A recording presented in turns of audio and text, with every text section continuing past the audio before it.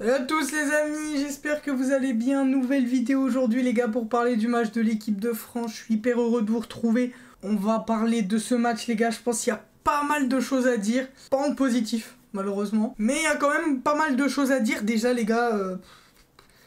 Donc je récapitule, France-Tunisie 1-0, fin de match un peu bourbier, un peu chelou les gars sur TF1.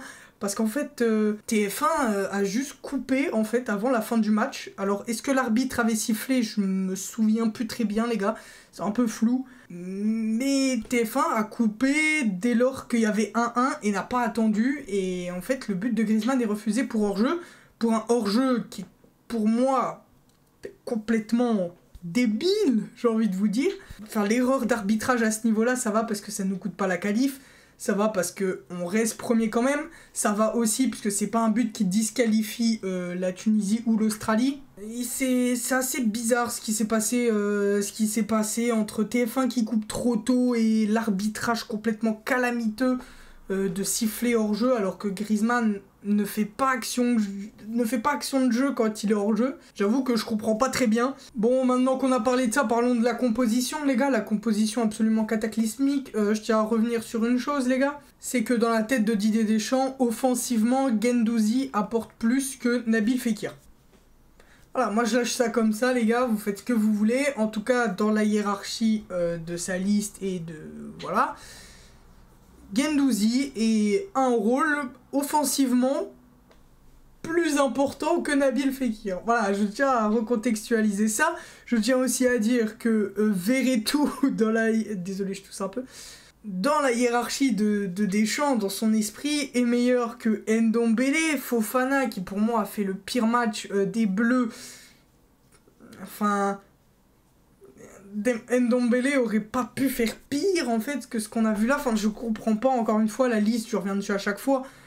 Pareil au poste de défenseur gauche, mettre Camavinga alors que t'aurais pu prendre Ferland Mendy, ça m'est... Enfin, je comprends pas. Ouais, bon, une liste incohérente, hein, comme je l'avais précisé déjà plus tôt, mais c'est vrai que Guendouzi en tant que ailier gauche, un peu milieu offensif gauche, je ne vois pas ce qu'il a apporté de plus ce soir qu'aurait pu faire Nabil Fekir dans ce poste-là. Offensivement, c'était le néant. À part Kolo Muani, bah pour moi, les tops de la France sont Kolo Muani, qui on va parler, je trouve plutôt fait un très bon match et ça en parlait ce match a parlé en sa faveur pour le coup. Konaté également, que j'ai trouvé hyper bon. Maintenant, les flops, pour moi, Fofana était vraiment pas fou. Et pour moi, Deschamps, encore une fois, Deschamps dans le choix de la compo. Deschamps dans la mise en place tactique, dans la mise en place du match, Coman aussi que j'ai pas trouvé hyper bon à part 2-3 percées.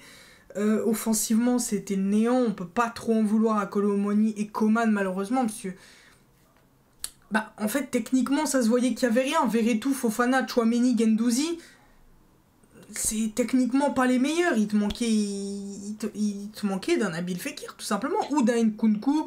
Si dans ces cas-là t'avais pris Nkunku, mais pourquoi ne pas avoir pris Nabil Fekir pour remplacer Nkunku? Enfin, ça m'est... Je comprends pas. Genre vraiment la liste, je comprends pas. Bref, je pense que j'ai assez parlé de la liste comme ça. Kolo Muani, pour revenir dessus, que j'ai trouvé assez intéressant, qui faisait des petits dribbles, qui avait confiance. Moi, je l'ai trouvé pas mal, Kolo Muani. C'était pas exceptionnel, mais en même temps, avec le peu de ballons que proposait l'équipe de France, je trouve que c'était vraiment pas mal.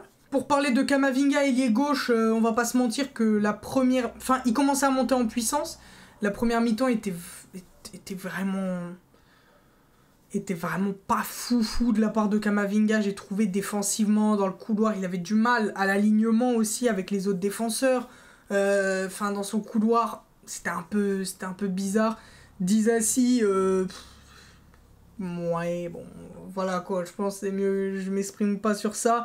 Fofana que j'ai trouvé absolument désastreux. Tchouaméni que j'ai trouvé assez, pas mauvais, je dirais pas incroyable, mais pas mauvais. Et bah Verretou, Guendouzi, les gars, c'est pas parce que je suis lyonnais ou quoi, mais c'est vrai que moi je les ai... Enfin Verretou, je l'ai pas vu. Et Guendouzi, je l'ai pas vu non plus en fait, avec tout le respect que j'ai pour ces deux joueurs. C'est deux joueurs que je n'ai pas vus sur le terrain pour le coup. Et ouais, bah ça fait mal de se dire qu'il y a des joueurs qui, selon moi en tout cas, méritaient peut-être plus que ces deux joueurs-là. Bon, Guendouzi pour moi mérite sa sélection en équipe de France, mais je parle dans ce rôle-là En fait, pour moi, Fekir aurait dû prendre le rôle de Guendouzi dans cette composition, et Guendouzi aurait dû prendre pour moi le rôle de Verretou dans cette composition. Voilà, je sais pas trop comment réagir sur ça. Je pense pas que ce soit une défaite qui fait tâche à la suite de la Coupe du Monde et aux matchs qui vont arriver de l'équipe de France. Je pense pas que ce soit un match qui fait tâche sur ça. Je pense qu'on va vite passer à autre chose et go next tout simplement. C'était une compo un peu funky, j'ai envie de vous dire, de la part de Deschamps, même si on est en Coupe du Monde et tu peux pas te permettre de faire ça. J'ai l'impression qu'il a bricolé limite, alors que bah, t'es pas censé bricoler tout simplement, t'es pas censé du tout bricoler avec cette compo. Et ouais non, rien de plus à dire sur ça, honnêtement, pas trop compris. Maintenant, il faut aussi prier pour que aucun de nos milieux se pète, mais surtout que Théo Hernandez ne se blesse pas, parce que si Théo Hernandez se blesse, je vous le dis, je pense clairement que c'est une fin de Coupe du Monde pour nous, pour l'équipe de France, les gars. Alors, parce que quand t'as deux couloirs autant défensivement nuls, tu vas couler, tu vas couler sur les côtés, en fait, tu vas couler. Et c'est pour ça, faut juste prier que Théo Hernandez ne se pète pas, qu'il soit là, parce que Camavinga, ailier gauche, ou même si un Rabiot se pète, hein, si Rabiot se pète, tu veux mettre qui à la place? Bah c'est désastreux. Si Tchouaméni se pète, tu mets qui? C'est désastreux. Si Griezmann se pète, tu mets qui? C'est désastreux. Enfin, en vrai, bref, finissons-en avec la liste. Voilà, je vous ai donné mon avis sur ça. On va parler un peu plus des détails dans le match. Bon, comme je l'ai dit, je pense pas besoin de revenir dessus, mais un manque de créativité au milieu de terrain. Bon, et puis comme j'ai dit, on va pas revenir dessus, mais première mi-temps mauvaise, avec un manque de mouvement en attaque, un manque de création au milieu de terrain, ça manquait cruellement de créativité au milieu de terrain, ça manquait de technique aussi, dans les contrôles, dans les passes, dans tout, ça manquait de technique ce milieu de terrain. Les latéraux qui étaient mis en difficulté assez souvent, bon voilà, c'était pas de latéral de métier, mais qu'est-ce que vous voulez faire, c'est comme ça. Laïdouni du côté de la Tunisie qui fait un plutôt bon match, j'ai trouvé. En globalité, la Tunisie, on va pas trop en parler dans ce débrief, mais je trouve qu'ils font un assez bon match, combatif. Ils avaient la rage de vaincre et malheureusement, c'est pas passé pour eux malgré la victoire de l'Australie. Donc voilà, mais ils se sont donnés et ça fait plaisir. C'est dommage qu'ils se soient loupés contre l'Australie, puisque un nul contre l'Australie suffisait. Et ouais, non, c'est assez terrible pour eux. Je pense que les Tunisiens ont pas grand chose à se reprocher dans l'ensemble. Très bon match de leur part et rien à dire.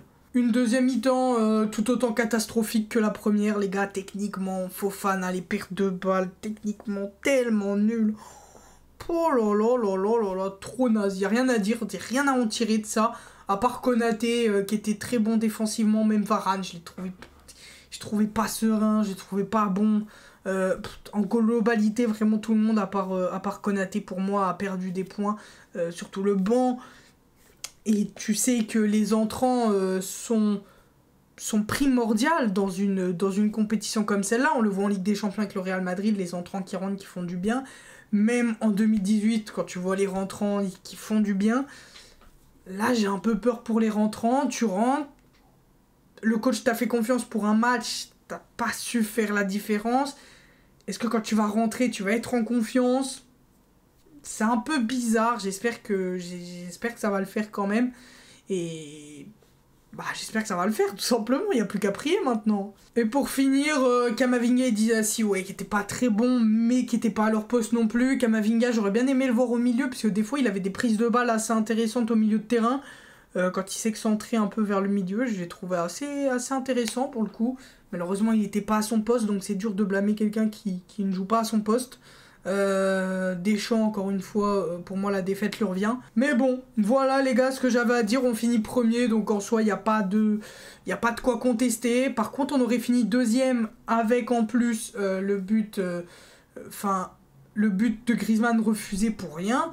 Honnêtement, ça aurait fait scandale et ça aurait fait gros scandale, je pense, parce que là c'est une faute professionnelle qui vient de se passer. Et ouais, bon, je suis pas inquiet du tout pour le reste qui va arriver. On va jouer en 8ème de finale contre la Pologne. Peut-être je referai une vidéo où on parlera de ça uniquement. Mais non, je suis pas du tout inquiet pour le coup pour les prochains matchs qui arrivent. Je suis confiant de fou jusqu'à la fin. Et je pense que ça va le faire. Je crois en nos chances.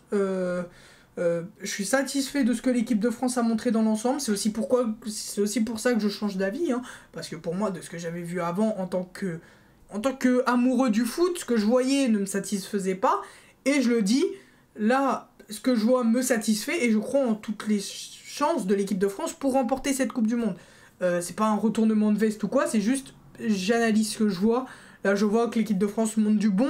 Je vois que l'Espagne monte du bon aussi. L'Espagne, je les attendais pas dans mes favoris. Je savais qu'ils allaient être bons, mais pas dans mes favoris. Et là, honnêtement, c'est peut-être le top 3 des favoris pour cette Coupe du Monde avec l'Argentine.